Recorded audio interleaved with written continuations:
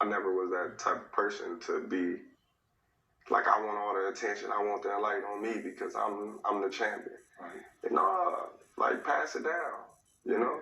He's the next up. Let's talk about the next generation, you know, because that's how the sport going to grow. Right. You know, is us paying homage to the ones before us and us, you know, passing the torch to the ones after us. So I'm cool with passing the torch. And bro, you say you did all that work your whole life, undefeated, but you grind to feed your kids and to make better for your family. I always say everything got a price. Because people say, like, I love my dog. I get $100. No, I get $1,000. No, I get $100,000. Hey, you can have it. Like, my thought is everything has a price. There is not a number that can get you back in that ring. 80 million, 100 million. Nah, because now you selling your soul. $100 million, you can have my soul. That's you. Now we know your character. Sometimes, you know, you look at people and you be like, dang, man, you ain't got no dignity. You ain't got no morals. Like, come on, man. Like, what you gonna stand for if everything is about money? All right, in case you guys don't know, that was an interview that was recently conducted with Terrence Crawford and the Pivot Podcast.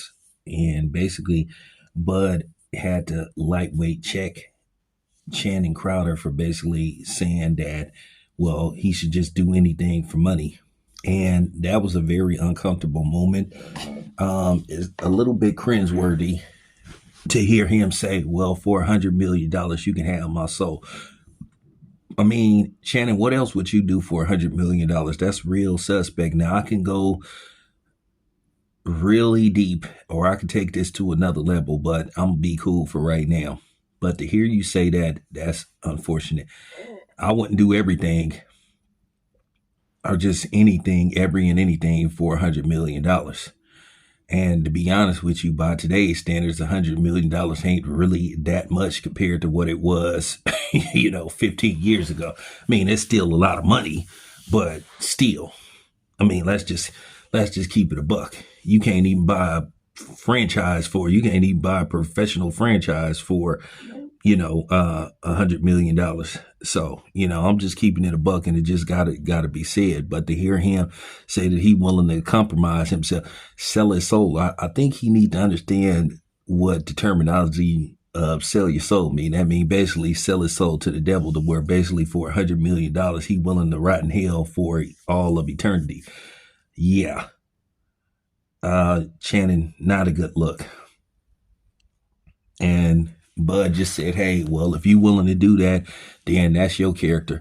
And yeah, that says a lot about his character.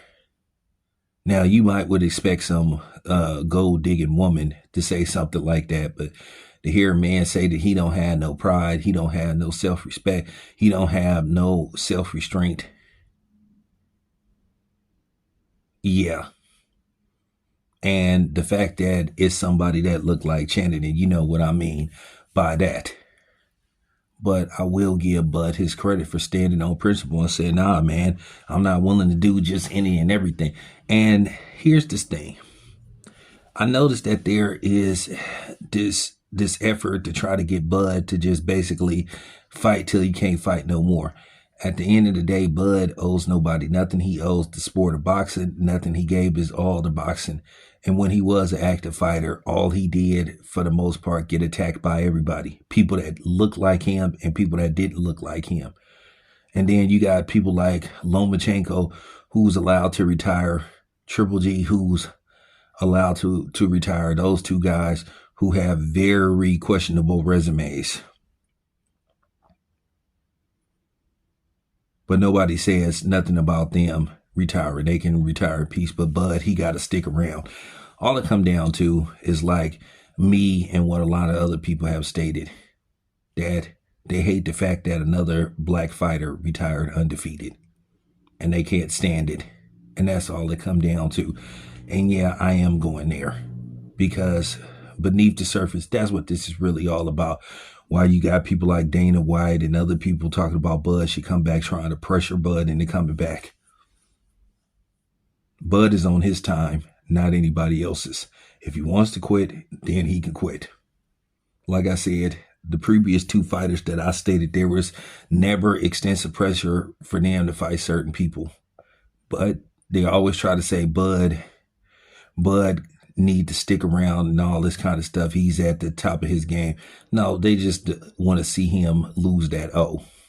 And in particularly, they want to see him lose that O to a non-black fighter. And that's all it come down to.